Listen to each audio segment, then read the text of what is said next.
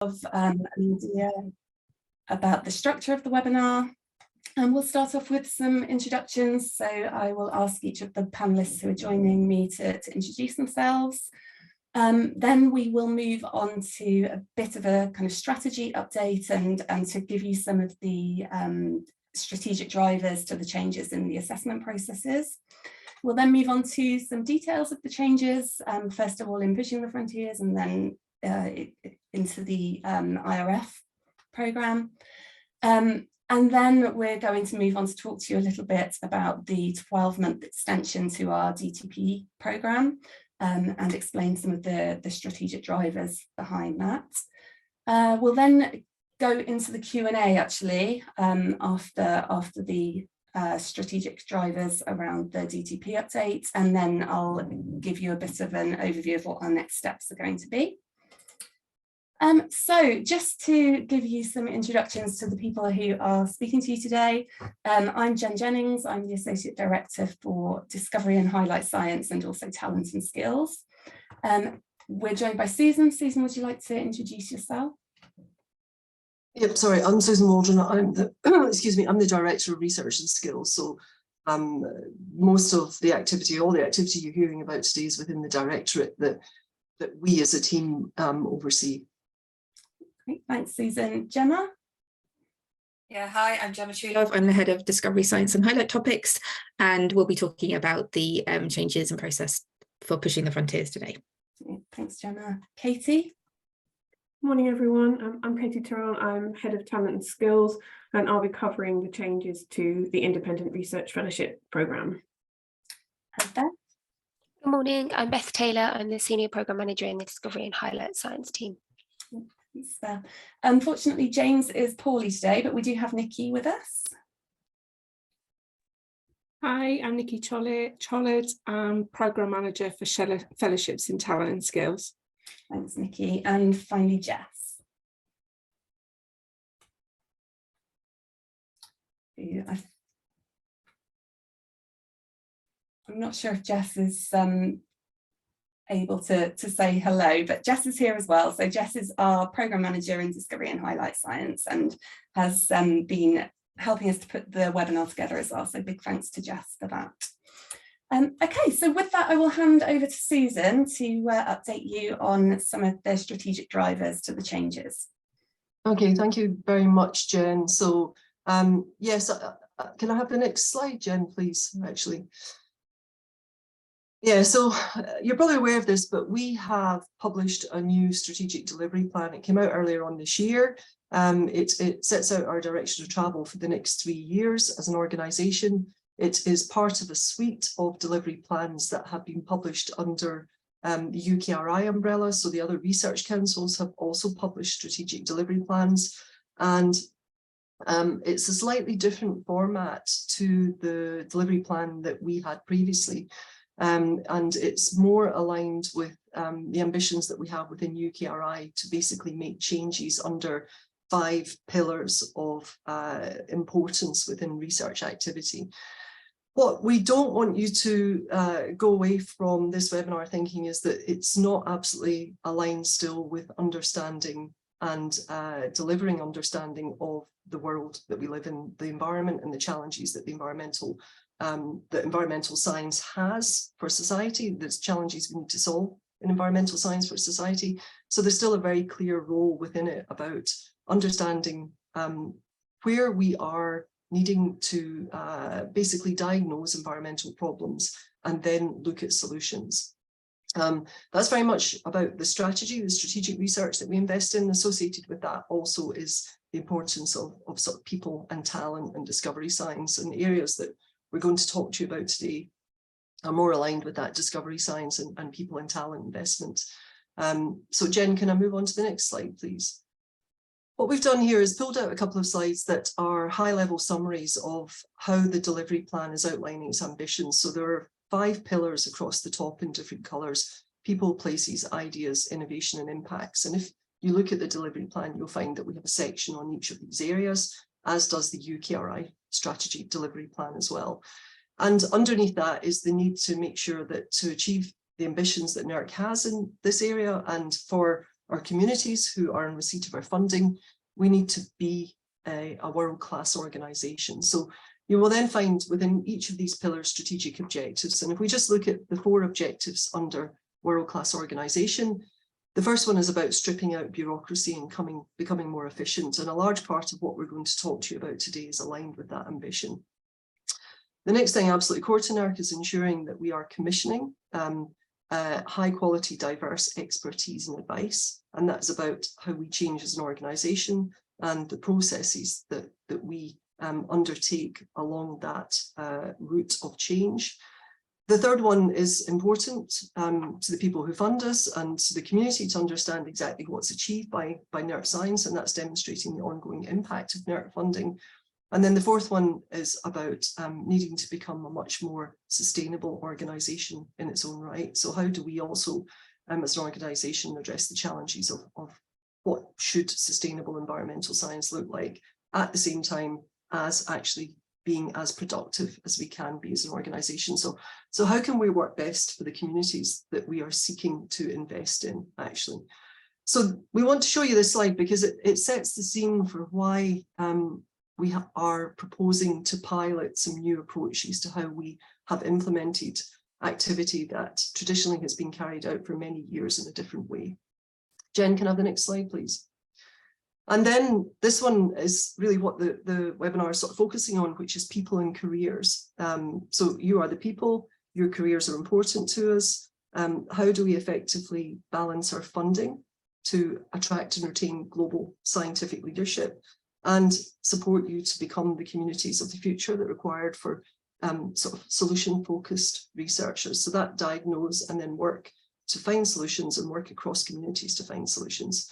And that brings us into the objective number 2 about how would that collective approach that we could take working with others actually enhance what it is that we can do as environmental scientists. Number 3, develop a deep understanding of our communities and using insights to evolve our portfolio and shape new funding practices. I think something that NERC as an organisation has consistently done for at least the decades since I was either on the other side of the fence applying for funding from NERC and now see it from this side of the fence. So this webinar that we're having with you today and the solicitation of questions in advance and the opportunity that we'll have to talk to you about the changes that we'd like to pilot are all part of us trying to understand what it is that's important to you and how then we align what it is that we're doing as much as we can within the constraints that we have to find an offer for the future that actually is the best that it can be for the community. And then the fourth one is an area that has been becoming more important to NERC over the past few years, and that is about recognising that actually environmental science isn't particularly diverse and it needs to be more diverse. And what can we do as an organisation in partnership with you, sometimes leading, sometimes following, to actually increase the diversity that there is with environmental sciences? So I'm going to, in a few slides, hand over to the domain experts in each of the areas of discovery science and sort of talent and skills to talk about the changes that we are piloting and the additional thinking time that we're taking around our doctoral partnership portfolio. And what I want to do first of all is take a couple of slides to actually update you on what we'll be doing strategically around about that diversity area. So Jen, can you move on to the next slide, please?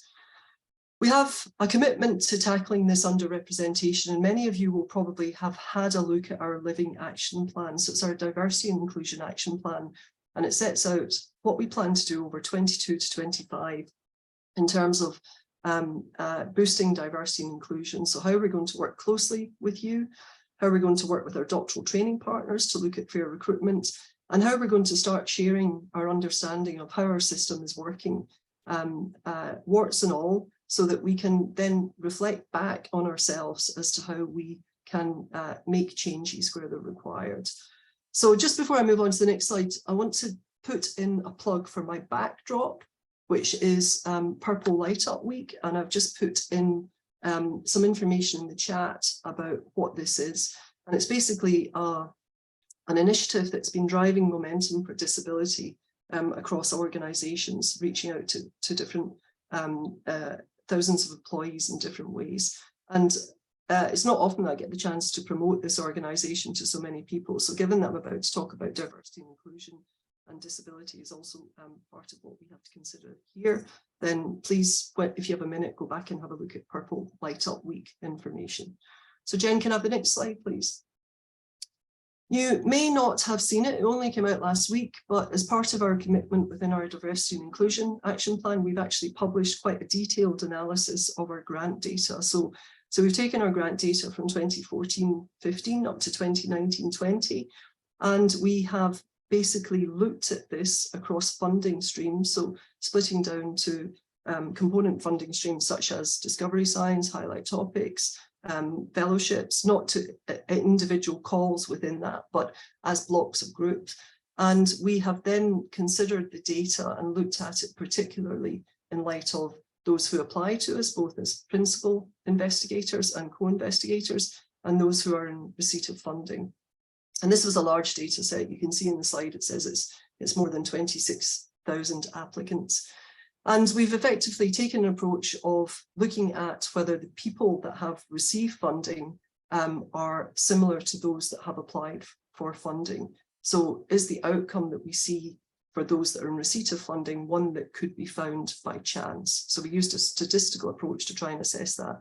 And where we found that it was not possible by chance, then we considered that that might be an area that we need to try and investigate further as to why the outcome would be different from chance.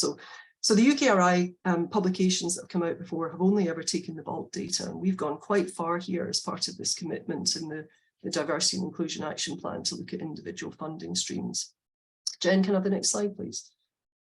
So basically, there's very good news here. What we find is that discovery science, highlight topics, strategic program areas, NERC funding that has come through the collective funds of the Strategic Priority Fund, the NERC Independent Research Fellowships and Knowledge Exchange Fellowships linked to programs show outcomes that could be found by chance. So there's no evidence of a differential outcome.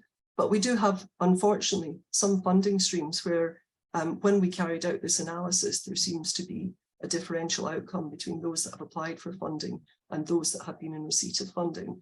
And these were some of our partnership and opportunity funding, our NERC Open Knowledge Exchange Fellowships, and then also the National Productivity Investment Funds, so the collective funds.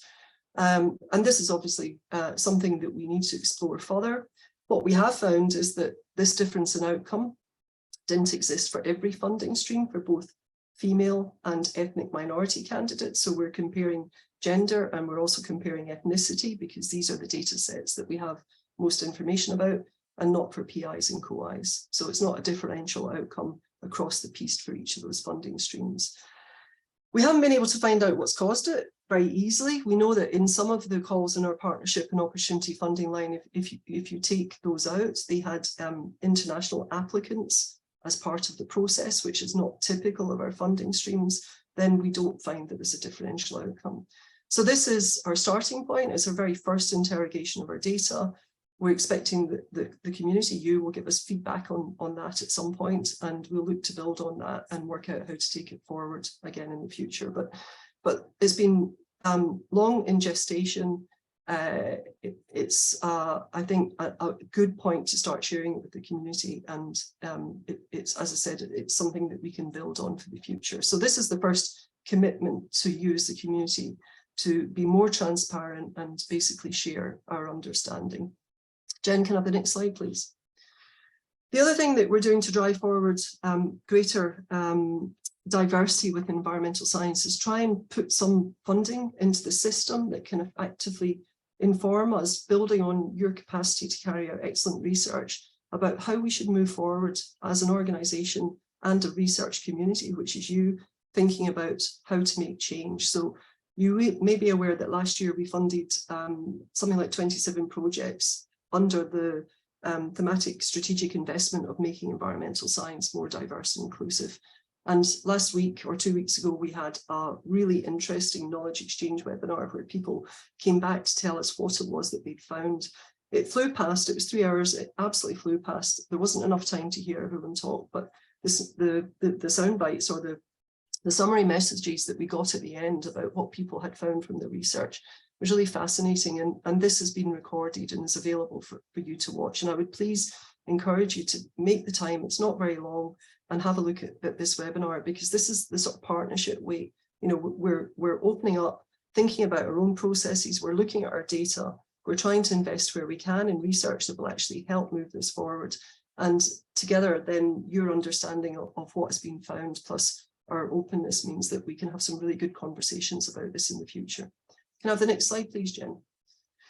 The other thing that we're doing in that line is that we recognise that some of the boards that we have, the advisory and governance boards, we find it difficult to attract people that don't see themselves in those positions, so underrepresented groups.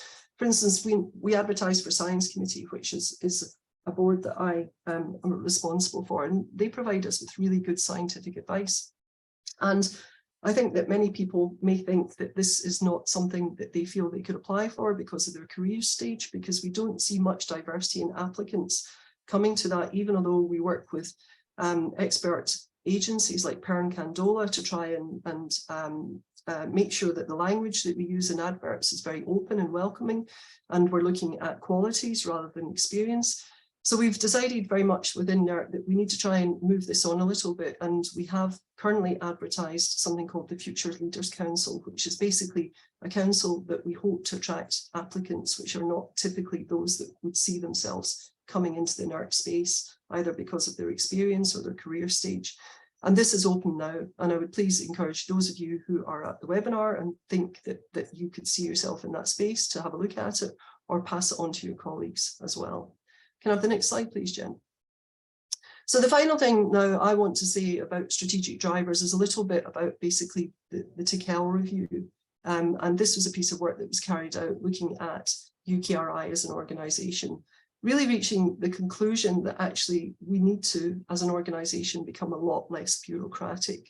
So the information that we're about to share with you about the changes that we are piloting are to do with trying to reduce that bureaucracy. But of these 7 principles, just in case you're not familiar with it, the harmonisation is basically about reducing the volume of administration through use of common processes between funders to make essential work easier. And this speaks a little bit to what we're trying to do with taking some room to look better at what would be our offer into training grants, but also about the way in which you would apply for grants in the future. Simplification, reducing the complexity of individual processes to address unnecessary bureaucracy. We've been actually moving ahead of the TKL review by trying to make our application processes simpler. So basically by asking for information that is only required for the reviewers to make a decision, and not asking for too much information until people are in the point of actually being in the funding envelope. Proportionality, ensuring the obligations based on researchers and institutions are commensurate with the size of the risk reward, speaks to that reduction in paperwork, but also speaks to our thinking around about actually what are we asking of our reviewers? Are we asking people to work more than they actually need to work in order for us to reach a decision? Flexibility, supporting embracing excellence where it's found and not excluding research that does not fit within narrowly defined parameters. Well, to a certain extent, I feel that we've been trying that also with our Exploring the Frontiers, where we're really trying to elevate the decision-making process towards, is this worthy of being funded? Is this really excellent? Or is this good enough to be funded? Or are there weaknesses in it at the moment that it doesn't need to be funded? And trying to simplify the scoring parameters to help people be able to make that decision more clearly. Transparency and fairness are typical of the type of information that I've just shared with you about the EDI report. So how do we communicate what we're doing?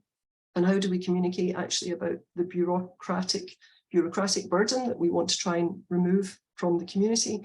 And then sustainability is actually to think about how the research system can be more sustainable, and can we reduce the amount of bureaucracy there is, so that there's less of that could actually destabilize the system. So between our strategy, the TKL review, and actually NERC's own thinking about what its community has told you, we've reached this position where we feel it's a good time to try and pilot some changes. We've got a new spending review, we've got financial stability for a few years, and we haven't had that for quite a long time. So with that, I'm going to hand over to the domain experts that have been leading in these particular areas and allow them to talk to you in more detail about what it is that we propose to do. And I'll come back in later on. Thanks, Jen. Brilliant, thanks, Susan. So yes, we're on to the more detailed section of the talk, and I will look at the pushing the frontiers changes, and Katie will talk about the independent research fellows. So yes, here we have a slide indicating the changes that we're introducing from the January round. We're moving from what might be considered a more traditional route of peer review followed by moderating panel towards a two-stage panel assessment process followed by random allocation. So I appreciate this slide, there's quite a lot here, so I'll try and talk you through how this will be working. So essentially we'll have two panels. We will, when the call opens, we're already identifying panel members within the peer review college that can cover the general expertise areas that we receive proposals in. As soon as the call closes, which obviously in January, we will share the proposal information with those panel members and ask them to identify their level of expertise in each of those. That will also allow us to allocate proposals to panel members. It'll also give us information about adjusting those panels and the membership according to the expertise required to assess those proposals fully. So prior to panel one, pre-scores will be submitted, only pre-scores, no comments. Those pre-scores will allow us to kind of carry out the panel business most efficiently, obviously kind of ranking our proposals according to their quality and their capability to deliver. And that the panel will discuss each and every proposal that is submitted to the round, and they will all receive a score based on research excellence, capability to deliver. Those that are within the funding frame will move forward. They will receive an interim score, and then we'll be able to respond to the panel feedback comments from panel one. Those that are not considered to be in the funding frame will receive their feedback from the panel discussion in panel one, but won't proceed any further in the process. At panel two, we also have the possibility of changing the panel membership according to the appropriate expertise, but obviously this will possibly be less of an issue as we will have potentially a smaller number of proposals moving on to panel two. They will then consider the PI responses to the panel feedback. They will then discuss each proposal in turn and allocate what will be a final score and feedback to justify the final score. Those proposals, the two scores, will then be made into a combined score, which we'll use for the funding allocation process. The budget will be allocated to the highest scoring proposals, bands in turn. And where a band of proposals that's fundable, we do not have the required budget to fund all of those proposals, we will then use random allocation to assign funding within that score band. So I think what it's worth mentioning here, obviously we're initially, the peer review college is kind of central to our panel membership, but also we do look for panel membership outside of that as well. And that's always been the case, and that will continue where necessary.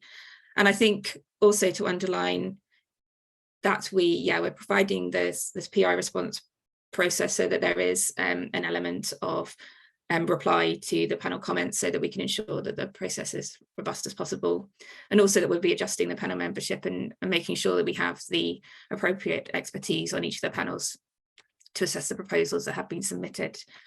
So next slide, please, Jen. So we have had queries about the scoring allocation process prior to the webinar. So just to underline, I think I already referred to it, but each proposal will continue to receive a final score out of 3 for each of the 2 scoring criteria, one of which is excellence and one of which is capability to deliver.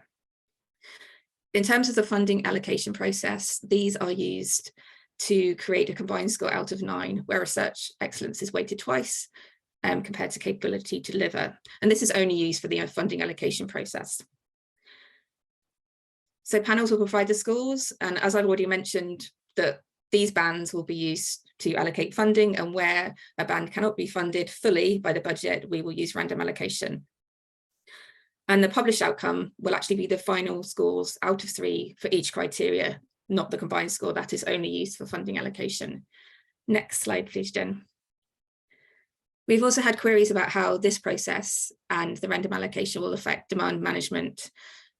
Demand management was introduced in 2014 in response to high submission and low success rates. It was one of our kind of first or initial activities in terms of trying to reduce the burden on the community of peer review. So I think the essential message here, it works in terms of a cap on proposals, which can be at the most restricted, one application per round, and it's based on historic application and award data and success rates. And it applies to both lead and component grants. This process will continue with this new system, but where proposals are included in the random allocation process are not successful in receiving funding, these will not be included in the calculation of that 20% success rate. So they will not be included in the demand management statistics going forward. So next slide, please, Jem. So to give an overall kind of view on what we're trying to achieve by making these changes, we want to reduce the burden of peer review within the community. And we are aware that doing this work is becoming increasingly difficult for the community. As an example, in terms of the work that goes on for us, for on average 175 proposals for pushing the frontiers round, we require 700 reviews plus the activities of the moderating panel. Whereas to assess via panel, if we have 3 assessors per proposal, 4 proposals per assessor, we require 4 panels of about 30 members, which is 120 people involved for each round, which is a kind of reduction in burden on the community. So it's more difficult for the community to provide this peer review service. It's also more difficult for NERC UKRI to do this process as well. For a typical round of pushing the frontiers, we approach over 1,000 people, and our average decline rate is 65%, but that can exceed 80% in some cases. So there is a lot of kind of work going on in the background, and we hope by making these changes we can reduce that burden on the community, and we can also free up NERC's time in other activities as well. This is only part of what we're trying to do. Obviously, we've made changes in the past, and we continue to look at our processes and try and streamline them. And one of the things that we'll be considering looking at next is trying to explore the potential of shortening the time frame between application and award outcome, as we kind of appreciate that these processes can be timely, and by changing some of the aspects of the process, we may be able to free up some time in terms of decision making. Sorry, thank you, Jen. Next slide, please. We have had some queries about the peer review college prior to the webinar as well. Obviously, the peer review college are central, particularly to our discovery science processes, although they work across the organisation and the schemes that we run. We are, the peer review college team have provided some information for the webinar about the current state of the peer review college in terms of both here, the balance of ethnicity, in terms of the information submitted to us, and also gender balance here as well. And obviously, next slide, please, Jen. We can also provide this high level information about the balance of host institutions within the peer review college, and also some information based on the category of job title about the balance of kind of potentially job titles, career stages within the college. I appreciate this information is kind of difficult to take in at the moment. I think what it underlines is we are, as Susan has already said, we are consistently looking at our policies, our processes, our advisory groups within the review college to make sure that they are as diverse and representative in order that we can have the most robust decision-making processes that we can. And if I can move on to the next slide, please, Jen. As part of this, we have a recruitment ongoing at the moment for the peer review college, and we are encouraging applications across the NERC remit. And we're strongly encouraging those who identify as an ethnic minority, have a disability, have diverse gender identities and expressions, or identify with any other groups who may be underrepresented in the current college membership. So we have an opportunity here to, as part of a recruitment, to refresh the college and make it as inclusive and diverse and representative as possible. So I'd really encourage you all to, if you aren't already involved in the peer review college, to have a look and encourage colleagues to look at that and hopefully express an interest. in kind of taking part in this really important process for our discovery science. Also, we've had a few queries about, obviously, the peer review college is central to these processes, about the, obviously, there are sometimes occasions when, you know, people don't want particular individuals for whatever reason involved in the assessment of their proposals. We've always provided this functionality in terms of cover letters in the process, and this will continue in the new process should you feel that is necessary, and that will always be confidential between yourself and the NERC office.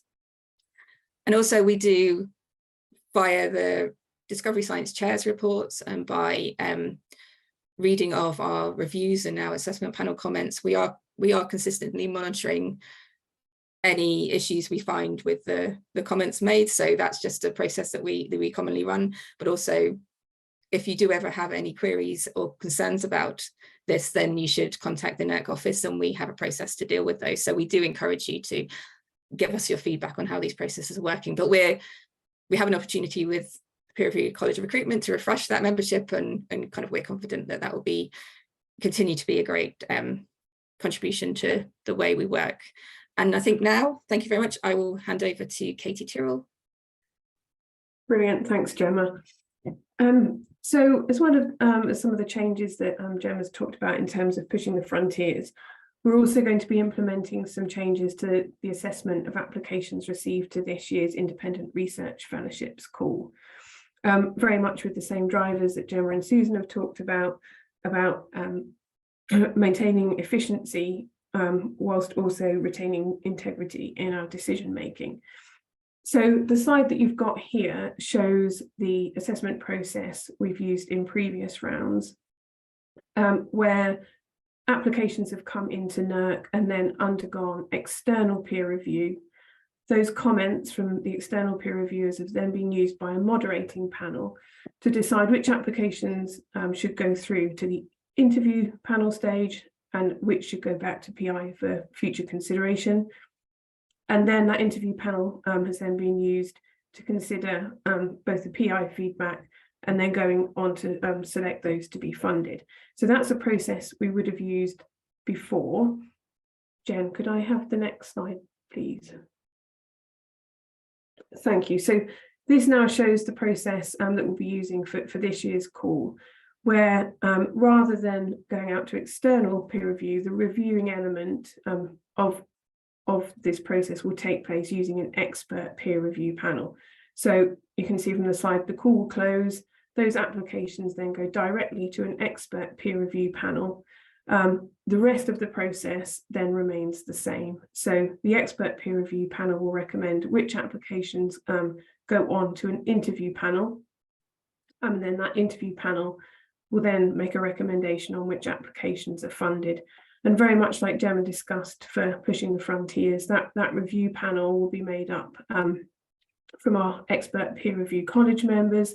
We will build that panel based on the applications we've received and ensure that any gaps in expertise are filled by the panels that we create. So there will be experts across NERC's remit to address all the applications we receive. You'll see it's very much just that first part of the process that's been adapted. The rest of the process remains the same, with the interview stage being exactly as it was before. So I don't think there's much more I wanted to say about it, other than just to highlight that change to the process, and we can take any questions. But I think that's all from me. Thank you. So I think it's back to Susan. Thanks, Katie. So I'm going to talk about the fact that we have given a 12-month extension to our existing doctoral training partnerships and explain some of the strategy behind that. Some of you may have heard this before, but this is a much wider audience and is relevant to actually the whole NERC community. So there are three areas that have come together that effectively means that we felt, and actually it's more than feeling, we strategized that it would be inappropriate to launch the next doctoral training partnership investment. So this would be known as DTP3 for shorthand. And these are about the desire to bring together different ways of thinking, actually, to try and enhance the investment into talent, the fact that we are consulting on what should a new postgraduate training opportunity look like, much wider in the community, that consultation, and our need to actually understand what our own investments have generated as well. So I'll just talk in detail about all three of those a bit more. Jen, can I have the next slide, please? Okay, so in the UKRI strategy, you'll have seen that there's a diagram that basically is talking about the fact that there has been a strategic consideration of how best we train talent and what actually should that pathway for talent look like. So we're working in a collective manner, a £2 billion investment over the 3-year spending review period for a new collective cross-council approach to talent initiatives, including student and fellowships. And in the strategy, it talks about this includes funding for existing commitment of future leader fellowships. Now, this might seem like it's quite a new way of thinking because it's been discussed in the strategy, but actually in NERC, we have had a history of seeking partners for co-delivery of training where we think it's appropriate. And the most recent example here is the Centre for Doctoral Training that we've launched on environmental solutions for zoonosis that proposals have already been submitted to.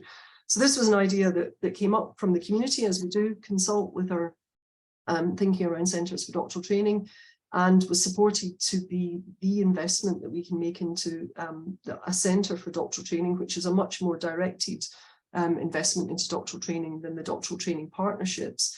And having identified that this was an area that actually NERC environmental science could engage with really strongly, it would have been foolhardy not to think about who else would have an intellectual interest in this. So NERC worked quite hard to bring on board other research councils and partnerships, the Medical Research Council and the Biological Sciences Research Council.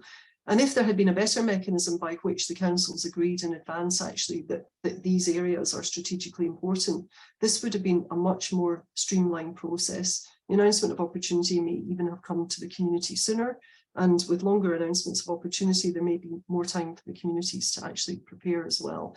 So it's not something that's new to NERC. And if you look at the challenges that we're faced within Earth system science, the differences that Earth system scientists can make to actually what a future would look like, many of those challenges are actually across discipline anyway. So it's a timely consideration of, should we continue to invest solely as a research council in training environmental scientists in the field of environmental science, or should we start to collaborate with others and give the student a more rounded understanding of how to approach a multifaceted problem by the time that they graduate and go into academia or go into industry. Jen, can I have the next slide, please? And in parallel with that, many of you would probably have answered the consultation that UKRI hosted on behalf of the whole community about what should postgraduate research look like in the future. So it's called A New Deal for Postgraduate Research. It closed on the 22nd of May, and the report will be coming out later this year or early next year. And very easy to link the New Deal for Postgraduate Research as particularly being around financial security for people who want to embark upon postgraduate training. But this was only a component of it. It's much wider than that. And it's thinking about, what does a postgraduate offer look like? How much homogeneity should there be in different ways in which students train? How much diversity can we create in the ways in which students may come to postgraduate training, rather than very typically coming in through a DTP or similar application, having to embark upon research full-time for 3.5 years and mostly being straight out of undergraduate degree. So is there a different pathway that we can have that is more flexible, that goes for longer, that allows people to come in at different career stages, and therefore makes it more accessible to people who couldn't see themselves in a full-time 3.5-year postgraduate degree?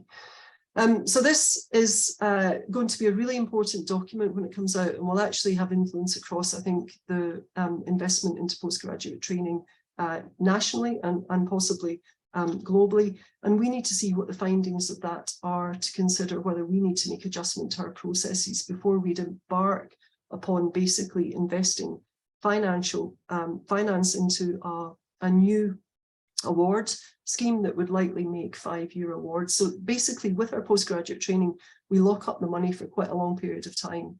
And there are too many drivers at this point of us needing to consider what this call should look like, that we didn't think it was appropriate to lock up that funding. So the third thing that we've done, if I could have the next slide, please, Jen, is we have basically been looking at what our past investments have generated.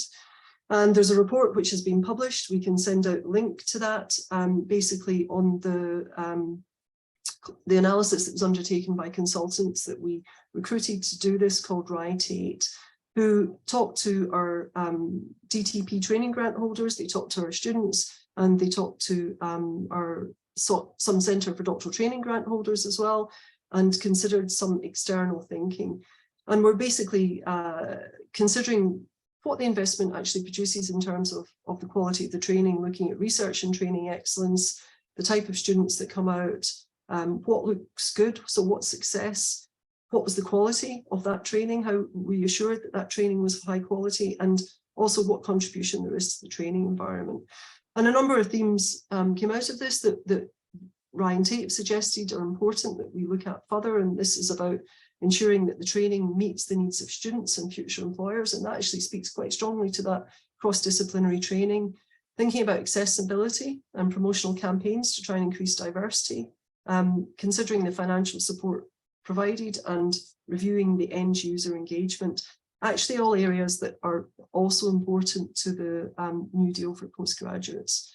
So as a result of these strategic drivers, if I could have the next slide, please, Jen, and as I've indicated already, that our investment in doctoral training partnerships tends to lock up funding for 5 years. So if we launched a call in January next year for students to start in October 2024, we would have a commitment there out until October 2029. And this is a kind of pivotal point where if we wait a year, we will also potentially align with other research councils who are at the same stage of thinking about how would they like to train students. And we would have a better understanding of the work that's going on in UKRI Central Strategy that we contribute to, on what would a good cross-council training opportunity look like. So our council, too many councils here, we have an advisory governing body called Council, and we took to them a strategy document asking for their approval that we did not launch the DTP3 this year, that we use the next few months to reflect on the strategic drivers and come forward with another proposal on what would be best for environmental science training and therefore the NERC space. And we're going to go back to Council in March with that overview, and at that point then scope out what the next investment would be. And that may be to launch a doctoral training partnership called the year after. It may be to partition some of the money for cross-council training. It may be to change the balance between centres for doctoral training and doctoral training partnerships. None of that is known yet because that's the strategy that we are undertaking. But if we launch the DTP3, we wouldn't have that space to be able to do that. I think that's it, Jen. I'm going to pass back over to you now, and I think we're ready to start taking questions. Right, thanks very much, Susan. So just to reiterate, please do use the Zoom Q&A function for any questions that you'd like us to answer live. I know that the team have been kind of busy typing away answers to some of the questions that have come in already.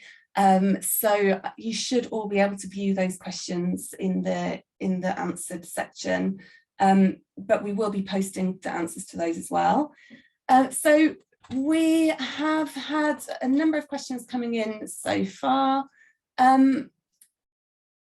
First, I'm going to start off with demand management, because we've had a couple of people ask about how that's going to work. So Gemma, would you like to take these questions?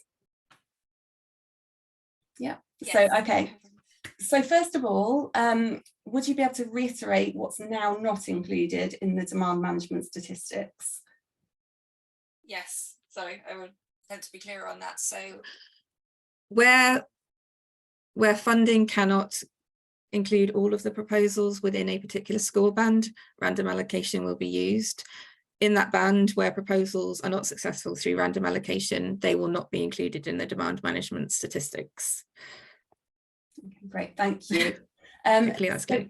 Also a little bit of confusion around which point that applies to, so whether it's successful or not at panel 1 or panel 2. So that will apply to proposals in panel 2. And I guess panel 1 will still count as unsuccessful. Great, thank you. And while you are off mute, I'm going to direct another question to you. Will there be any carry forward of highly scored proposals that are not selected via the random ballot for what is funded? For example, will any unfunded 9s be carried forward, or will they be able to resubmit? So I think we'll keep this under review. Obviously, we hope that there won't be any unfunded 9s in the process, but obviously we will keep this process constantly under review and see what the most appropriate activity is. That obviously we do have our resubmission policy; they can be resubmitted, but I think we are considering that internally, aren't we? What the process might be if that does become an issue. Yeah, great, thanks, Gemma.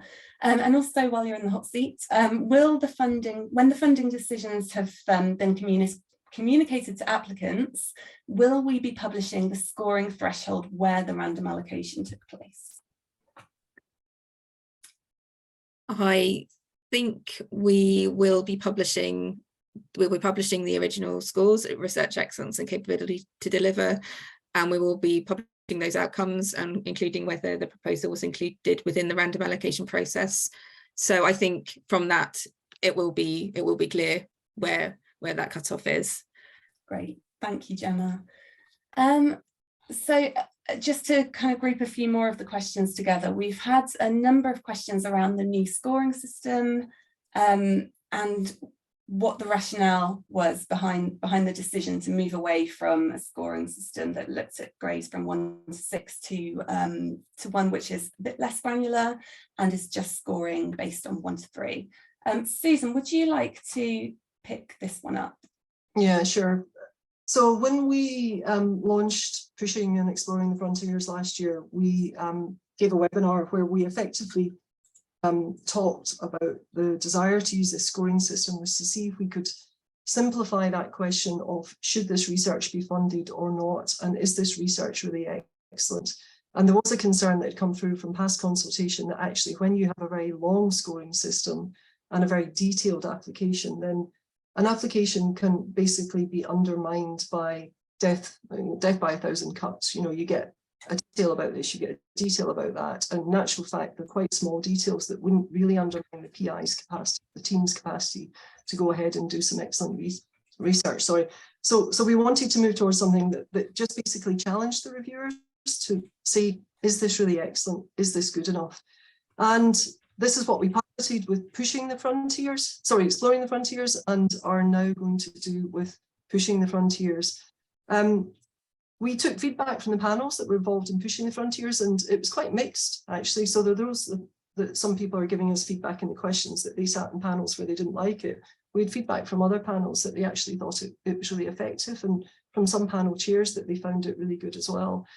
And it then basically allowed a much more focused discussion on whether this one is really good or worthy of being funding.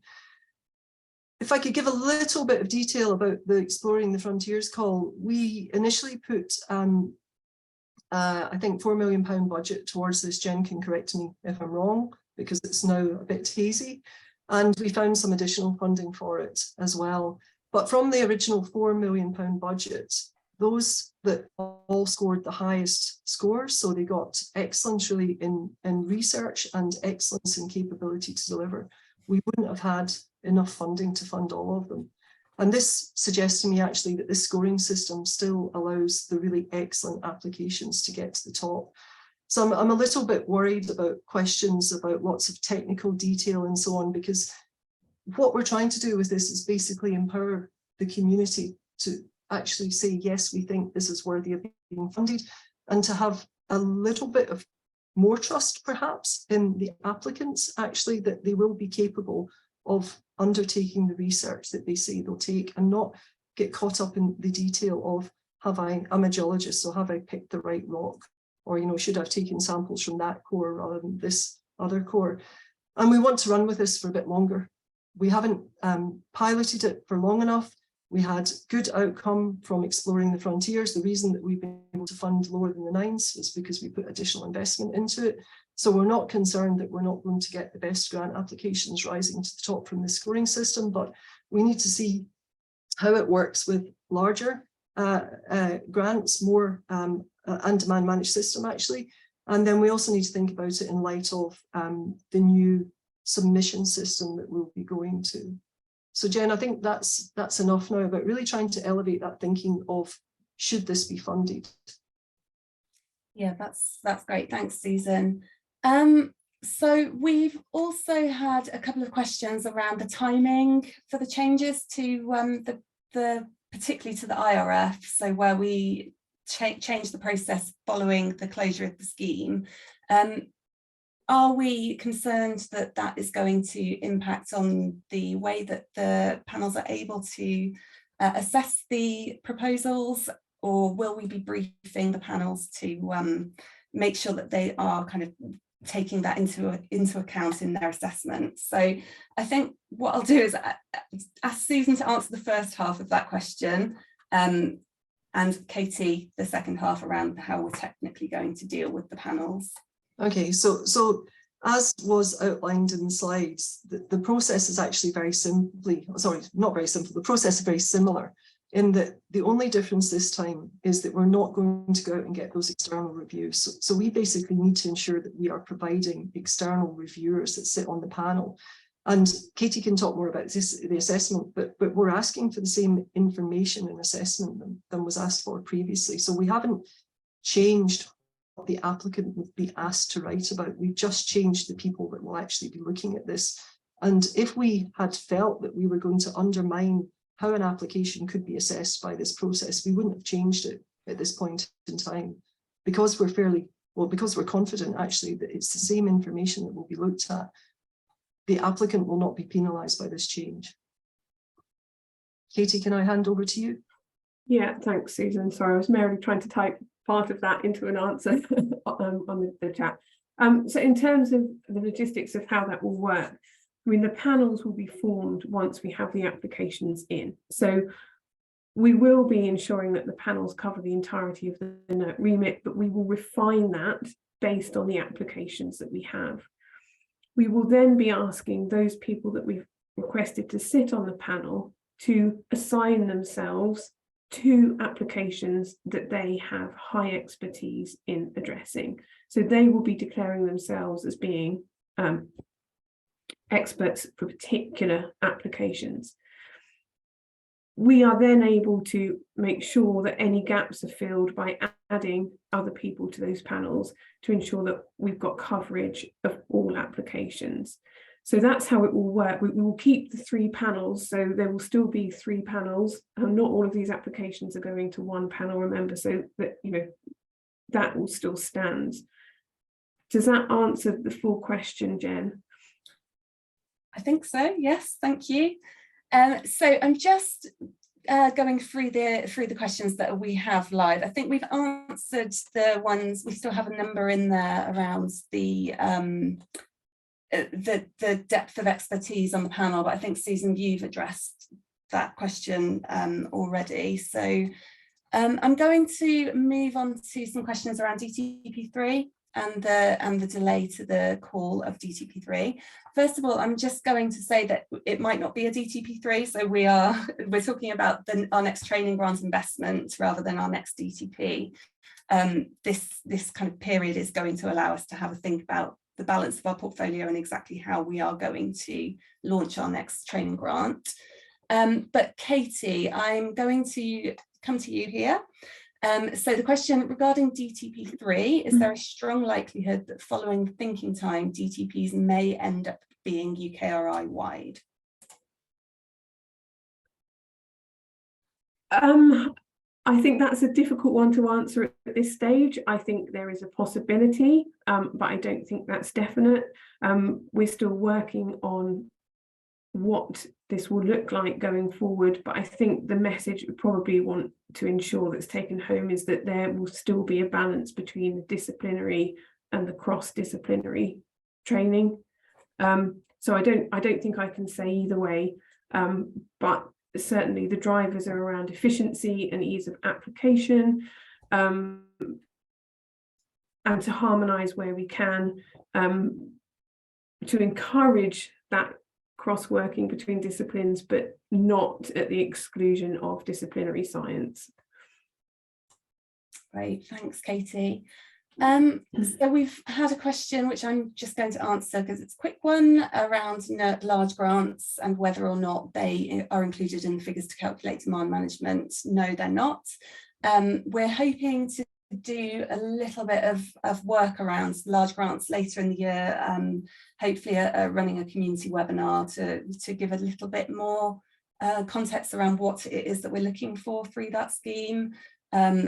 We do not currently apply demand management, and we're not currently intending to start applying demand management, but we have seen a huge increase in the numbers of applications that we're getting through into that scheme, and many of them don't actually fit our vision for what large grants should be doing. So we're hoping to work with the community a little bit to provide some advice on submissions to the large grant scheme. So we've had quite a few questions around the disciplinary makeup of our panels, Gemma, so I'm going to come to you to answer those ones. Broadly, the questions are around how we are putting our panels together. Are we still following similar structures, so panels A, B, C? I'm happy to take that one, Jen. Previously, right. Yeah, so traditionally we've had, Earth has been panel A, for example, and we do follow a similar theme. However, we want to respond flexibly to what's submitted in that round, and we want to ensure that we have the right expertise aligned to the right panel. So we decide which panels the proposals fall into after they've been submitted. But yes, they do follow a similar structure currently. Right. Thank but obviously you. we have 4 panels for PTF, not 3. Yeah, great, that's brilliant, thanks Beth.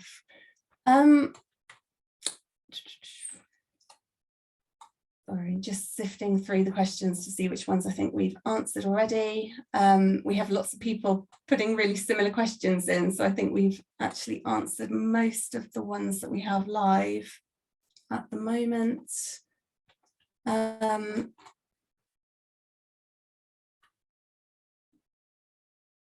In terms of the diversity stats that we've put up around the college, we do have similar stats for people who we've asked to sit on panels. So yes, we do have that. Largely, it reflects the same as the peer review college, but we do have those.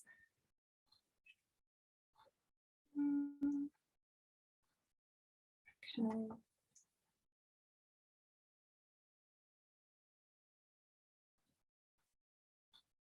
Sorry, do bear with me just one second.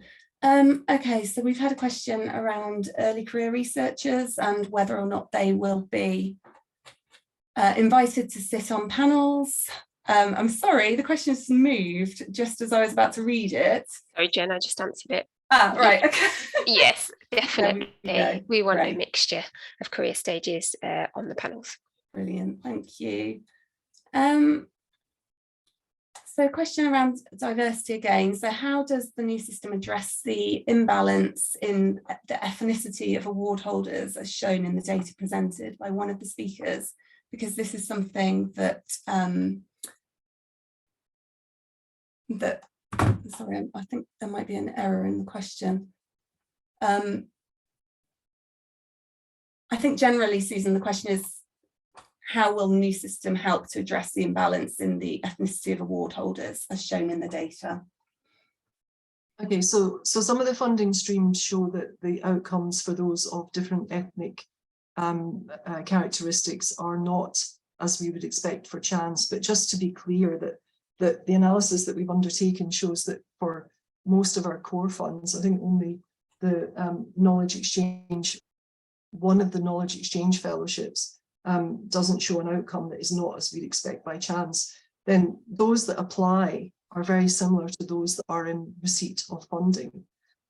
So I just wanted to emphasize that. There are some funds that's not the case, but that's not the discovery science that we're talking about today. It's not the independent research fellowships.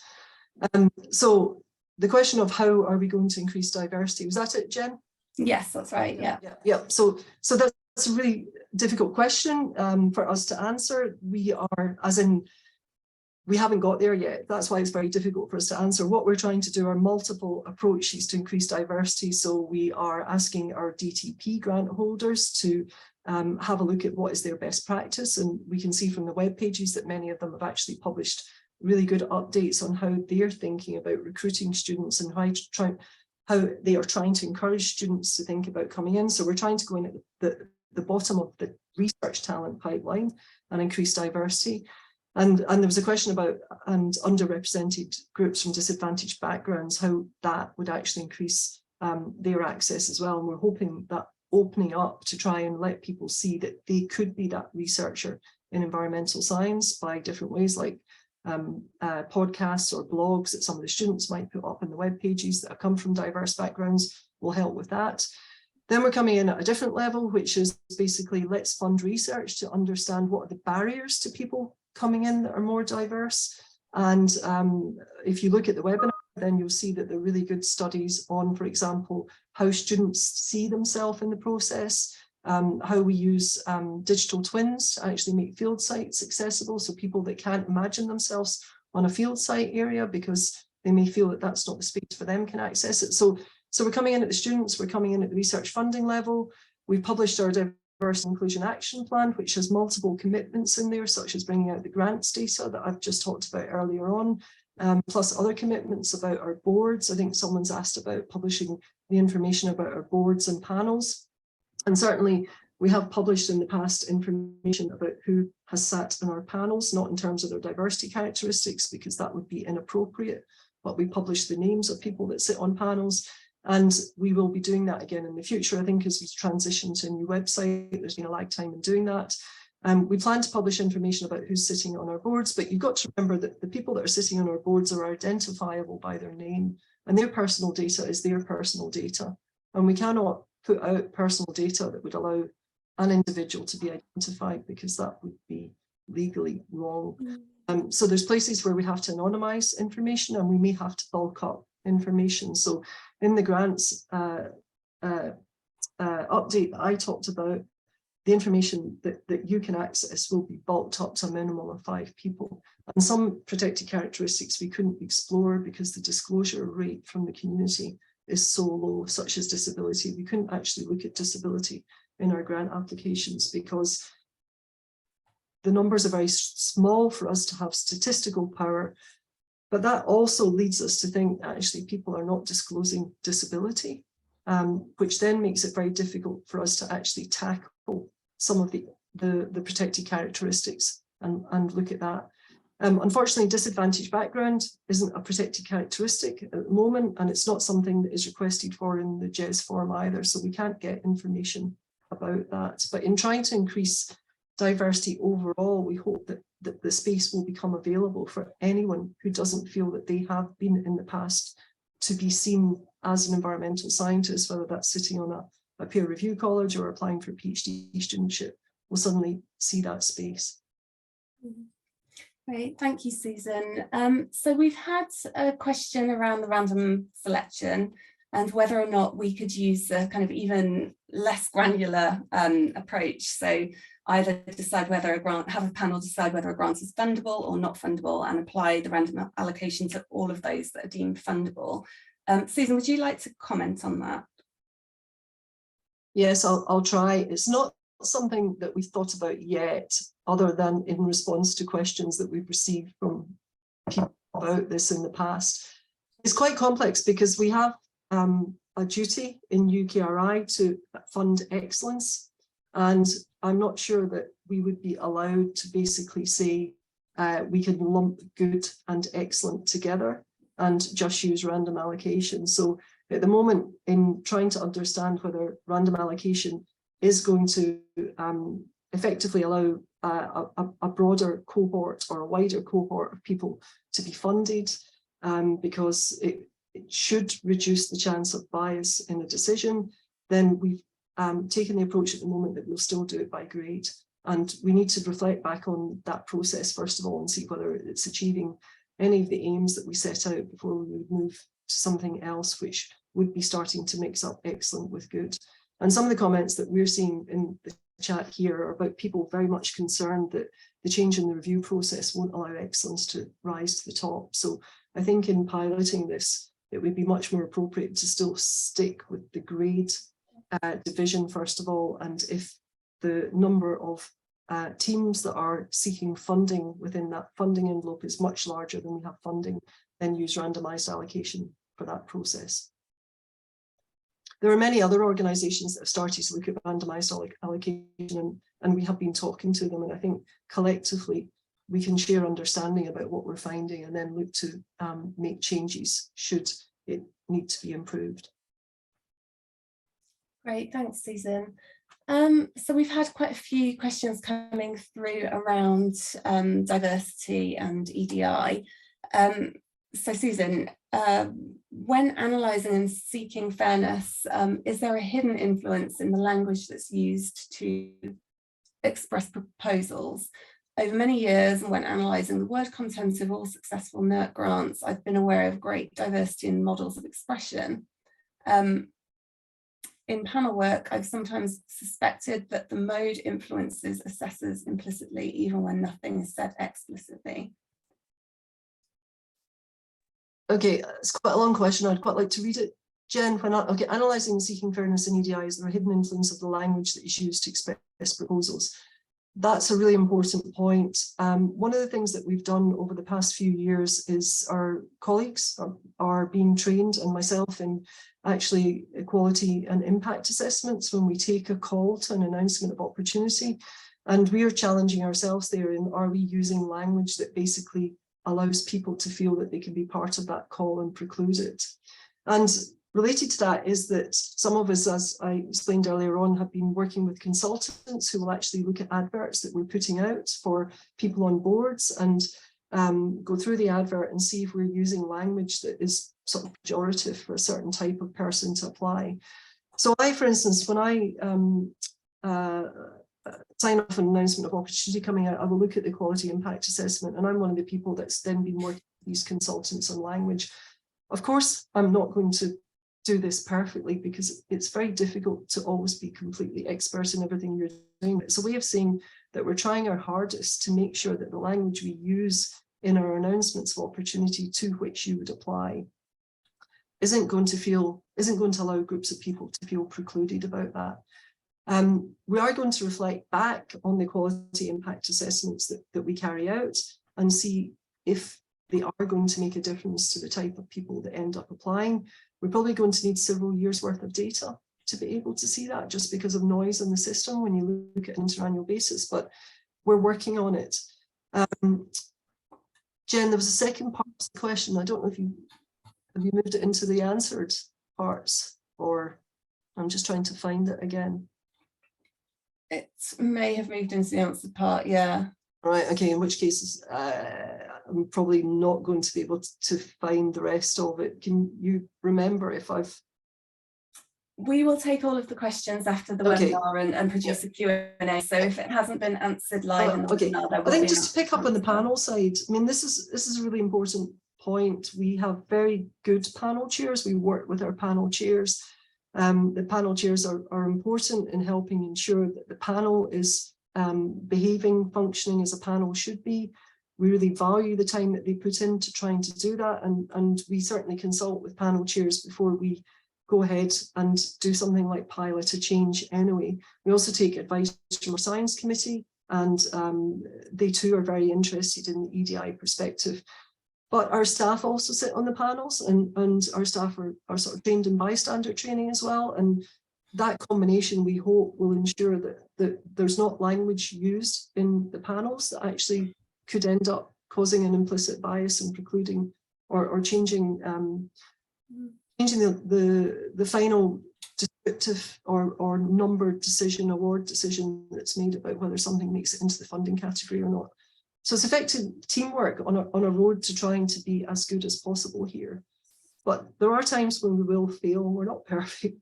And we're, please tell us about that when we're not perfect. That's okay as well.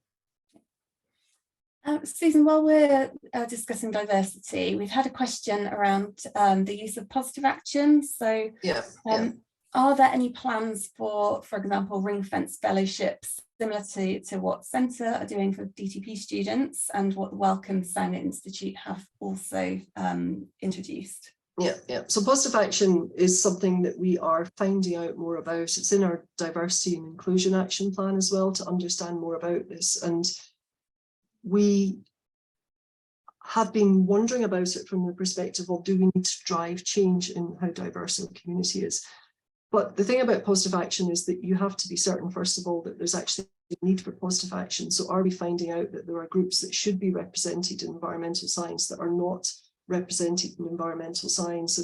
And that kind of works on two levels. One is, are those applying for funding being represented in the funding that's being made? And our grant analysis contributes to understanding that better.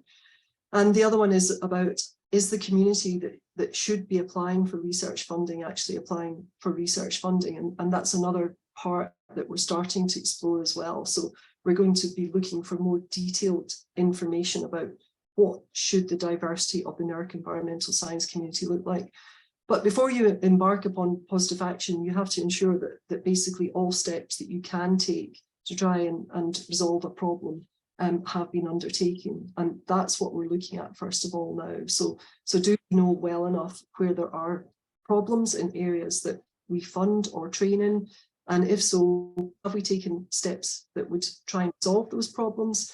And the difficulty with positive action is that you have to be very certain that the positive action that you take does not inadvertently undermine another group. And this is where, for example, interacting information about personal characteristics that people choose to disclose could be quite important. So if we take positive action for one group, then would we potentially disadvantage another group? So it's a very, very complex area. And we're trying to drive, first of all, an increase in diversity of our environmental science community through other means, such as those that I've described previously in this webinar. Thanks, Susan. So we've had a question around finances and whether or not NERC has a plan to review the funding cap of £1 million full economic cost on Pushing the Frontiers Awards in 2023. Do you want me to take that, Jenna? You want to? We've actually just uplifted Discovery Science, and it's gone from 800,000 FEC to 1 million, accompanied by a bigger increase in investment in Discovery Science. So not really highlighting it in this webinar because it was last year's good news story, but Discovery Science, we'd recognised, had not had an uplift for many years and wasn't keeping pace with inflation as was. Please don't bring up the new inflation, which we're all struggling with at the moment, but inflation as was. And with the spending review settlement, we asked for funding in that would allow us to uplift Discovery Science. So we've uplifted your Pushing the Frontiers size grant to £1 million, and we have put additional funding actually into large grants as well. So I think we've done quite a good job here actually in trying to create more opportunity for the community around about Discovery Science. And if you feel that you need research that has a larger value than is available within Discovery Science or large grants, could I actually direct you towards thinking about trying to shape what strategic programs it is that we run, for example, through the use of our highlight topic funding scheme that is now putting out calls for investment in a research area of 5 million, which when the highlight topic comes out, maybe for a single consortium in that area, if Science Committee advise us that consortium needs to work at that scale and in one group, or it could be for 2 calls at 2.5 million, for example. So there are opportunities for you to be shaping other investment streams too. Thanks, Susan. We've had a question which I think is really sort of centred around the balance of our portfolio in terms of the disciplinary support that we're offering through Discovery Science. So are we concerned that the changes to assessment processes or the changes to the paperwork, so a more simplified paperwork, could favour certain areas of the NERC remit, particularly those which have, say, simpler questions, or that are using methods that rely much less heavily on technical skills? Do you want me to answer that, Jen? Yeah, if you wouldn't mind. So I don't think so. I mean, this is 5 pages to basically tell the reviewers what it is that you're doing that is cutting edge. So discovery science is really still about pushing the frontiers. Tell them what it is that is the big question or big development you want. So technological grant applications are actually allowed in discovery science as well. And you still just have to convince the reviewer, who will have expertise in that area. Please don't have the sense that people will not be expert in that area. They will be, because it's our job to try and find reviewers that will sit on the panel that effectively can do that. And tell them what it is that you're advancing. So you need to be providing the information about what's the starting point that you're going from, and why will, at the end of this, will it be different? And then there is a bit about having to give them sufficient confidence in what it is that you're applying for, that you're showing them your awareness of the field and what it will be different as a result of you having had this funding. And that's, I mean, I'm not writing this grant application, but I have written them in the past and have been in receipt of discovery science funding. So I am coming from a position of some knowledge here. The capability to deliver part at the beginning is very much about telling the review panel what it is that the individual applying or the team coming together, we could have a grant that's one from one individual, which is why I've said individual applying, or the team coming together have in their toolbox that effectively allows them to be the best team to deliver this as well. So really, you've got quite a decent amount of space to be telling people what it is that's so exciting about your research. And reviewers and moderators, as they were, would actually have to have a really good understanding of the application, including, you know, at that point, probably checking some of the things that are said in the application. This is what an external reviewer does. So things like references and the quality of references that you use to make the case. And I'm not talking about your own work, I'm talking about how you're making the case that this is a technological advance. People will go and look at some of the papers that are cited and actually check up on what's said. And that's what a good reviewer does. The moderator has to have that level of understanding to actually be able to judge whether the reviews are good reviews or not. So this idea that a moderator wasn't a person who sat in the panel at that point wasn't expert, I think is a little bit of a myth, because otherwise the moderator has to just, how does the moderator judge if the reviews are really adding value, which is what the role of the moderator was. So the point I'm trying to make is that the person on the panel has always had to have that amount of insight, and therefore the role of the people applying is to try and communicate as well and with as much credit as possible as in scientific basis what it is that makes this such good research. Thanks, Susan. We've had a couple of questions around interdisciplinary research submitted to discovery science and also kind of non-traditional areas of NERC science that might not fare as well. So the questions really are, what steps do we as a council take to ensure that those kind of proposals receive a fair review? And is there a perception that cross-council applications will be disadvantaged in the new assessment process? So I think actually I might ask either Beth or Gemma to comment on those kind of processes that we already have in place. Yeah, I'm happy to answer on those. So currently we would ask the other research council that's involved to supply reviewer suggestions, but obviously going forwards we will need to ensure that there is someone on the panel with that expertise to ensure that they do, they're assessed in the same way as any other proposal submitted to NERC. Yeah, we'll have to ensure that. So there'll be no discrepancy between ones that span research council remit areas. Okay, great. So there's also been a question around the pool of panel members and the fact that it will be smaller than the PRC. So just to reiterate that we will be drawing our panels from the PRC. So anyone who is currently a member of the peer review college could be approached to sit on one of these panels. But we will also go external. So if we have a proposal that we feel needs additional expertise, we will absolutely be looking for that outside of the peer review college as well. So I'm just scrolling through the questions that we have open at the moment. I think most of them have actually now been covered. Sorry, there's one here around the levelling up agenda, and whether or not we are going to be taking any steps to help address the levelling up goals of the government through discovery science. Susan, would you like to take this one? Yeah, so we have obviously been aware of the levelling up agenda, and we have been therefore looking at where NERC research is invested and starting to gather understanding of the investment that there is across the UK. And if I can just simplify it, we aren't feeling particularly challenged by levelling up agenda because we have to invest in the location where it's most appropriate. Sorry, where environmental science research takes place is in the location that is most appropriate to undertake that environmental research. So by nature, our research ends up having quite often a place-based component to it. And the information that we have so far on investment shows that in areas where, if you took the government approach to, or sorry, not the government approach, if you considered the concern that's being raised about levelling up in certain areas to try and revitalise those areas, we find that there's quite an even distribution actually of funding across the UK per capita investment per head of population in the UK.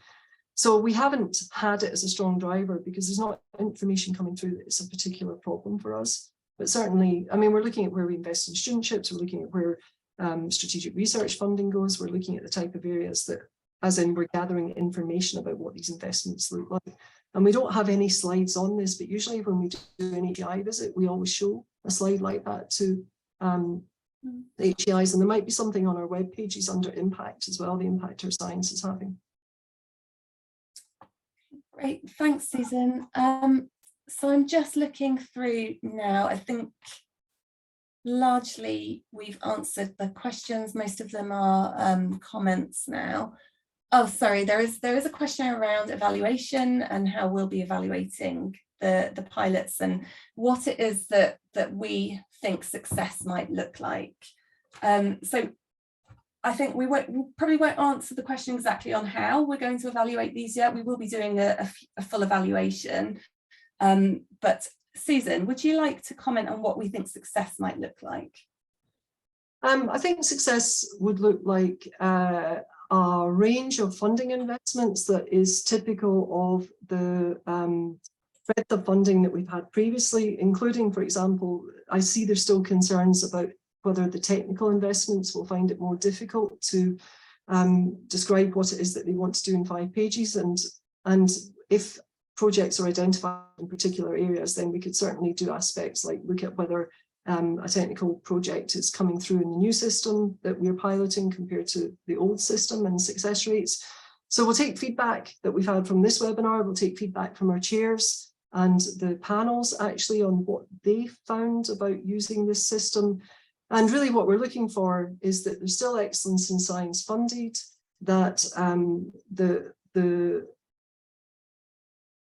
reduction in bureaucracy is offering benefits, and that we don't cause any indirect disadvantage, and that maybe there is a change in the diversity of those that are receiving funding from us by the randomised allocation. Exploring the frontiers, we can start to review because we've run one call on that and have the data in. And we're certainly looking at that again with the perspective of, was it successful, and is it a call that we would like to run again? Certainly the community seem to like it. Pushing the frontiers will take a little bit longer because we're making these changes now.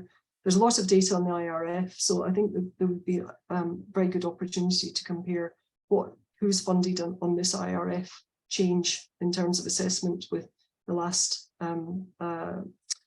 longer term data set we've got on IRF previously. Great, thank you, Susan. So we are just at time now. We've just had a really quick question come in around the overall success rate for Exploring the Frontiers, which I think we can just about address. So with the uplift to the budget, we managed a success rate of around 20%, I think. Is that right, Beth? I think that's, yeah. Had we not been able to uplift the the budget, we'd have been looking at around a 10% success rate for that scheme. It was really heavily oversubscribed, as you might expect, given that there's been a sort of a call for us to bring small grants back for a little while. So lots of excellence kind of waiting for a funding route there. So we're out of time now. I think we've managed to answer all, if not most, of the questions that have come into the Q&A function. We've got quite a few general comments in there as well. So what we will do is we'll go through those and just double check that there aren't questions hiding in there that we've missed.